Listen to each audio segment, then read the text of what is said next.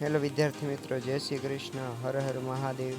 તો આજે આપણે જોવાનું છે પાઠ નંબર 5, મનુષ્યનો પાયાનો એકમ, જેને કોષ કહેવામાં આવે છે તેનું સ્વાધ્યાય. એમાં પહેલો પ્રશ્ન આપેલો એવો છે કે પ્રાણી કોષ અને વનસ્પતિ કોષની તુલના કરો. તો અહીંયા તમને જવાબ આપી દીધો છે કે વનસ્પતિ કોષ હરિતકણ ધરાવે છે, પ્રાણી કોષ ધરાવતા નથી. પછી કોષ કેન્દ્ર ઘણી વખત બાજુ તરફ જોવા મળે છે વનસ્પતિ કોષમાં, જ્યારે પ્રાણી કોષમાં કોષ કેન્દ્ર સામાન્ય રીતે ક્યાં હોય છે? મધ્યમાં. વનસ્પતિ કોષમાં કોષ દિવાલ હાજર હોય છે, જ્યારે પ્રાણી કોષમાં કોષ દિવાલ નથી હોતી. અને વનસ્પતિ કોષની અંદર રસધાનીઓ મોટી હોય છે, જ્યારે કે પ્રાણી કોષમાં રસધાનીઓનું કદ કેવું હોય છે? નાનું. બીજો ટોપિક છે આદિકોષ કેન્દ્રીય અને સુકોષ કેન્દ્રીય વચ્ચેનો તફાવત જ છે. તો પ્રોકેરિયોટિક એટલે આદિકોષ કેન્દ્રીય અને યુકેરિયોટિક એટલે સુકોષ કેન્દ્રીય. તેમાં જુઓ તમે કે જે આદિકોષ કેન્દ્રીય છે નાના કદના હોય, 1 થી 10 માઇક્રોમીટર. અહીંયા નો મતલબ માઇક્રોમીટર છે. કોષ કેન્દ્ર પટલ ગેરહાજર છે. કોષ કેન્દ્રીય પ્રદેશ ઓછો વિકસિત અને પટલમાં અંગિકાઓ ગેરહાજર હોય છે, જ્યારે સુકોષ કેન્દ્રીયમાં કોષ છે મોટા કદનો હોય છે, 5 થી 100 માઇક્રોમીટર જેટલો. કોષ કેન્દ્ર પટલની હાજરી હોય છે. કોષ કેન્દ્રીય પ્રદેશ સુવિકસિત અને પટલમય કોષીય અંગિકાઓ એટલે કે જે રિબોઝોમ્સ છે, કણાભસૂત્રો છે, એ બધી અંગિકાઓની હાજરી હોય છે. આદિકોષ કેન્દ્રીયમાં હોતી નથી. મેઇન તફાવત બંનેમાં શું થશે કે આદિકોષ કેન્દ્રીયમાં કોષ કેન્દ્ર નથી હોતું અને સુકોષ કેન્દ્રીયમાં કોષ કેન્દ્ર હોય છે.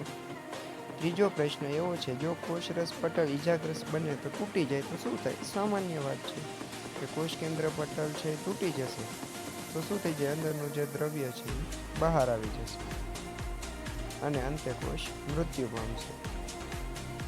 ત્યાર પછી ચોથો પ્રશ્ન એવો છે, જો ગોલ્ગી પ્રસાધનનો અભાવ હોય તો કોષના જીવનમાં શું અસર થશે અથવા તો શું થાય?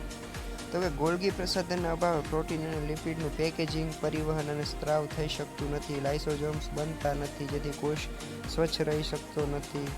વહન માર્ગનું કોઈ કાર્ય નથી કરતું. કોષની સામાન્ય ક્રિયાઓ બંધ થઈ જાય અને અંતે કોષ શું પામે છે? મૃત્યુ.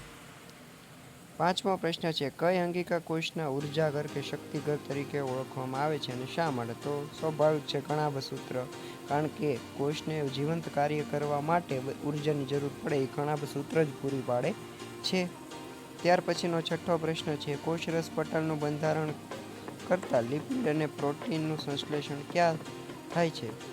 તો અંતઃકોષરસ જાળમાં. અંતઃકોષરસ જાળ છે પ્રોટીન અને લિપિડ બનાવે છે. અમીબા તેનો ખોરાક કેવી રીતે મેળવે છે? તો અમીબા છે ખોટા પગની રચના કરે છે અને તેના દ્વારા ખોરાકને પોતાની અંદર એટલે કે કોષની અંદર દાખલ કરે છે, જેને અંતર્વહનની પ્રક્રિયા કહેવામાં આવે છે. આશ્રુતિ એટલે શું? આશ્રુતિ એટલે શું થશે? પસંદગીમાન પ્રવેશશીલ પટલની આરપાર પાણી મંદ દ્રાવણથી સાંદ્ર દ્રાવણ તરફ વહન પામે છે. આ જ પ્રક્રિયાને શું કહેવામાં આવે છે? આશ્રુતિ. ત્યાર પછી આશ્રુતિનો પ્રયોગ આપેલો છે કે બટાકાને લઈ છાલ સહિત 4 ટુકડા કરો, તેનો કપ બનાવવાનો છે અને 1 કપ બાફેલા બટેટાનો બનાવવાનો છે. બટાટાના કપને પાણી ભરેલ પાત્રમાં મૂકવાનું છે. હવે A કપને ખાલી રાખવાનો છે, B કપમાં 1 ચમચી ખાંડ મૂકવાની છે, C કપમાં 1 ચમચી મીઠું મૂકવાનું છે અને D જે ઉકાળેલો કે બાફેલો બટાકાનો કપ છે તેમાં 1 ચમચી ખાંડ મૂકવાની છે. 4 કપને 2 કલાક માટે રહેવા દો. ત્યારબાદ આ 4 બાફેલા કપને અવલોકિત કરો અને નીચે આપેલા પ્રશ્નનો જવાબ આપો. શા માટે B અને C ખાલી જગ્યામાં પાણી એકઠું થાય છે? તો સ્વાભાવિક છે, અંદર સાંદ્રતા વધારે, બહાર પાણી છે તો ત્યાં સાંદ્રતા ઓછી, તો બહારથી પાણી ક્યાં દાખલ થશે? બટાકાના કપની અંદર. આશ્રુતિ બતાવે છે સાંદ્રતાના તફાવતને લીધે બહારથી પાણી ક્યાં એકઠું થશે? બટાટાના કપની અંદર. બીજું છે, શા માટે બટાટાનો કપ એ આ પ્રયોગ માટે આવશ્યક છે? તો કે બટાટાનો કપ એ સરખામણી માટે આવશ્યક છે. કપ એ અને ડીમાં ખાલી જગ્યામાં શા માટે પાણી એકઠું થતું નથી? સમજાવો. તો કપ એ અને ડીમાં ખાલી જગ્યામાં પાણી એકઠું થતું નથી કારણ કે એમાં સાંદ્રતા તફાવત સર્જવા માટે કોઈ દ્રાવણ હોતું નથી.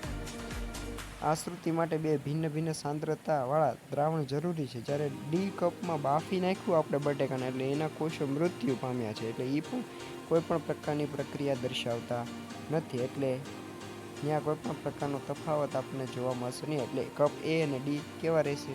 ખાલી.